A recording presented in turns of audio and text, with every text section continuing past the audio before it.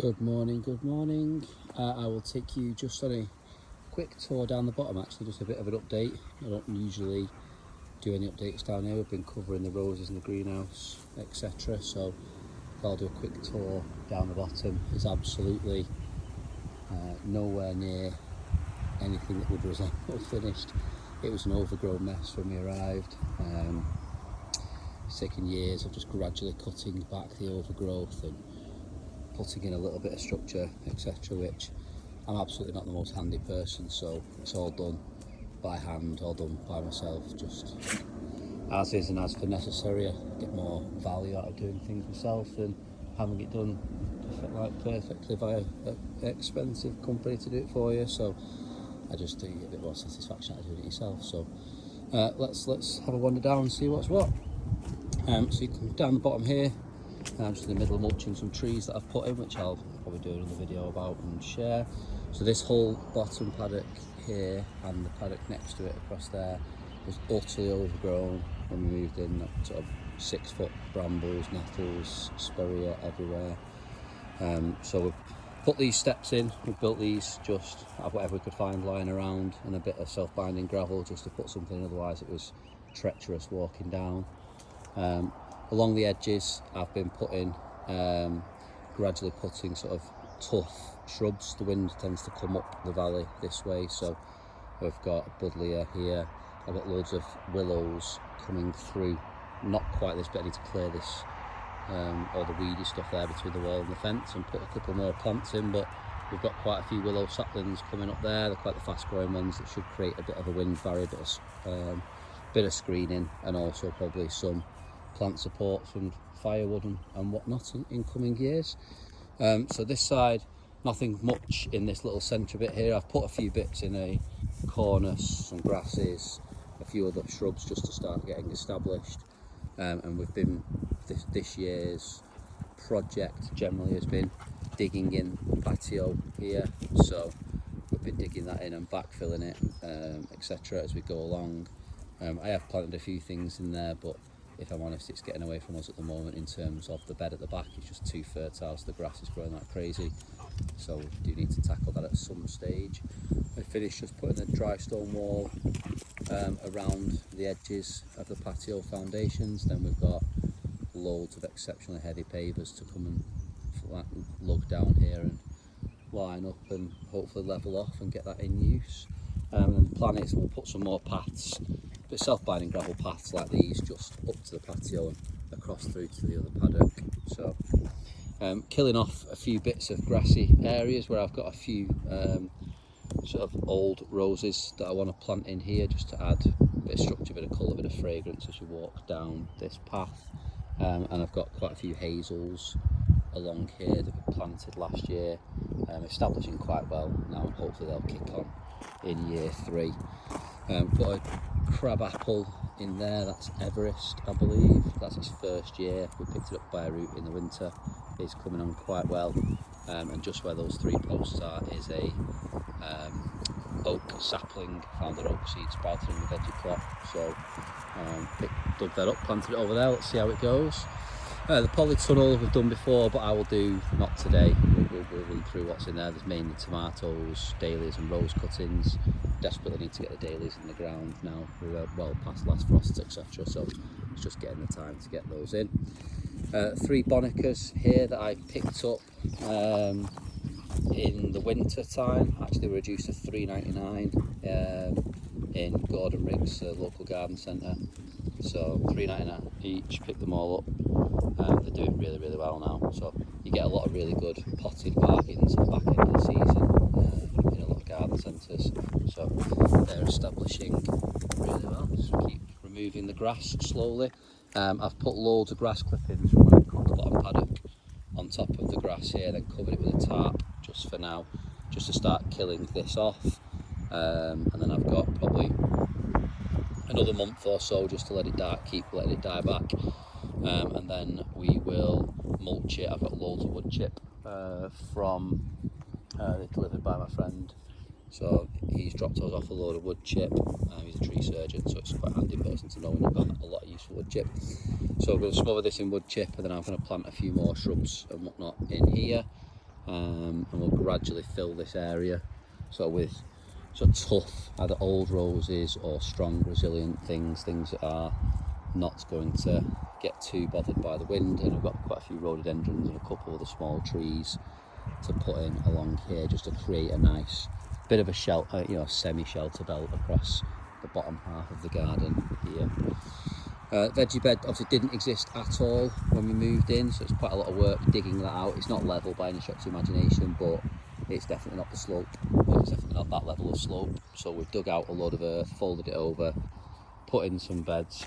I must admit, I hardly spend any time down here, so it is very much a fend for themselves kind of crop situation down in here. So yeah, we put all these posts in and just wired in the area, because otherwise this little hooligan and this little hooligan and the big hooligan over there tend to just trample through absolutely everything if you're not careful.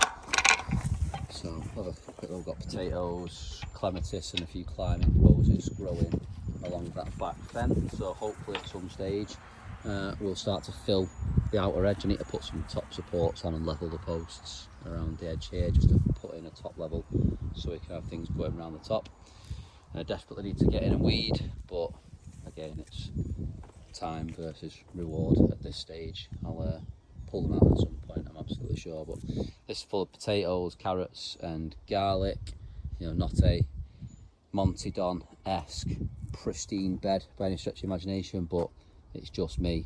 You know, it's just me here doing this, so occasionally get a little bit of help from the wife, but yeah, we'll leave that at that. I've noticed slugs are on absolutely everything since the rain. They've been non-existent all year and come down. They're loving the onion foliage over here, so desperately do need to get in and start having a look at some of these onions and having a look at some of this dead foliage and clear it up so we don't get any more slugs. So one for the list of jobs to do. This bed is about 10% weeds, and the rest of it is, we've got a courgette in the bottom corner that I just had spare, so I stuck it in. Self-sown oak sapling there from the tree. I'll find a home for him somewhere. And then loads of spring onions along here. They're actually doing quite well, so they were just all sown via seed. The one bit that I've put in, just used some plastic MDP piping and some netting just to cover the sprouts. We've got some kalettes and some kale in there, some Cavolo Nero, so need to just get in and tidy the lower leaves in that one. You know, pumpkins, courgettes, other random bits of garlic, more onions or slug food as they seem to be at the minute, and loads and loads and loads of self-sown foxgloves in almost every bed. So I desperately do need to get a couple of trays of compost and just come and lift these up and relocate them to the parts of the garden. All the ones that have grown in the rose beds up at the top have just been lifted from down here. They just blow in from all around the bottom paddock over there. So help yourself to free foxgloves, get them all around the garden. They look great, so can't complain. Hydrangea, incredible flower for a cutting. Like, he's a little bit lonely and solitary down here. Probably need to find a use for him at some stage. Sweet corns in here. It's the most weed-free bit because it's the most recently planted bit, so they're coming on. The raspberries behind are exceptionally vigorous. There is willow herb absolutely everywhere. Yeah, horrible stuff. I mean, it looks quite pretty, to be fair, but it just gets absolutely everywhere. It's a lifetime job pulling that stuff out. The spuds are coming on all right. You know, they're really pushing through now. Should get some flowers on them, no doubt. And we are in desperate need of coming clearing the last lot of broad beans from here before they become wildlife fodder. There's plenty of, actually, these Sutton's dwarf ones down here that didn't need staking. They didn't look like they were doing anything, but actually quite prolific now. They've got loads on these tiny little stems, so I really do need to think of something better for these, maybe a netting or something across the top, just to get them to do what I want them to do. Come out here, compost areas, so got 2 bays in motion. I do need to just cut back the spiraea there, that's just gets everywhere. That was the stuff that was all over the entire bottom, like literally all the way up to the top. It was everywhere, so it took a long time to clear. So leftover railings we found here just to throw together some compost bays. So I've used all of last year's out of there. There's a little bit spare from there that I'll use just to top off the beds when take veggies out. And I won't do a full tour of the bottom paddock here. We've got a little bit of a water runoff over in that back corner, so I've planted about 15 willows over there that will coppice sort of every couple of years, just to keep them small but keep the roots vigorous, keep soaking up any of the moisture from the rest of the paddock and keep it nice and dry. I tend to let it just go wild, really. It's great, it's full of birds love it, insects love it, the dogs love it. So I think time versus reward, it is definitely not worth having a pristine lawn down here. You just let it go wild, let the nature get what it wants, and it really benefits the rest of the garden, and the dogs absolutely love it as well. The kids definitely love the little mowing paths, so I tend to just mow a little zigzag path all the way around, and when the grass gets high she loves charging through it. So I've put an amelanchier in here. This again was really high in bracken, so I've chopped this back. I need to stay on top of that next year till this tree gets established, just to add a bit of, a couple of meters worth of filler in there. Basically it only needs to get to a couple of meters for it to block out the road, so I don't want anything huge that takes out the view, and the view's pretty impressive, really. We do love the view, so yeah, can't complain really about the view. So we just want to take out enough so that it covers the road, so actually then from the road you can't see the house, and from the house you can't see the road, which would be ideal. So some birch trees again that I picked up really cheap, just as bare roots in the winter. Grown them on in pots over winter, and have now just popped them in here. I'm halfway through just mulching these with some wood chip as we speak.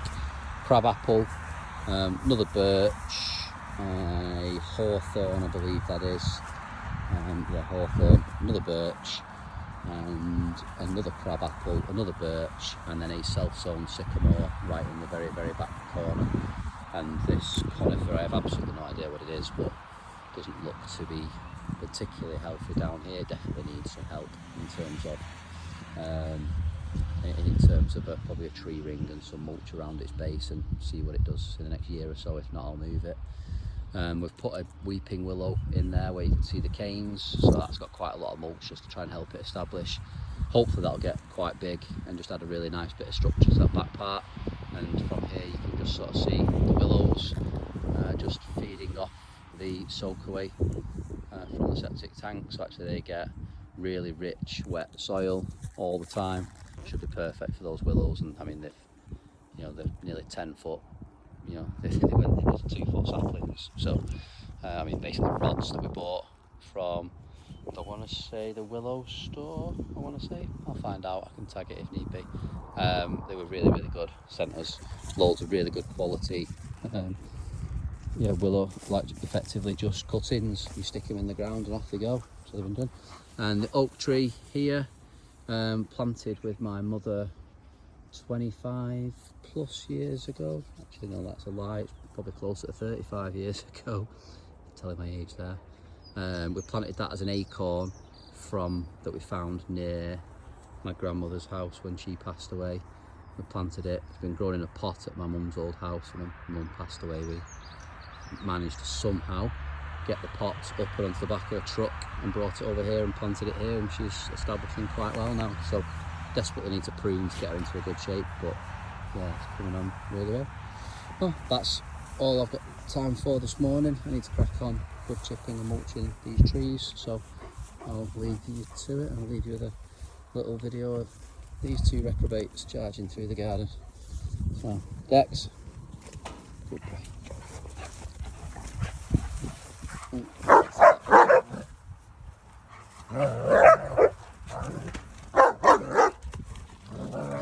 Hence why everything's fenced. Four-legged plant structures.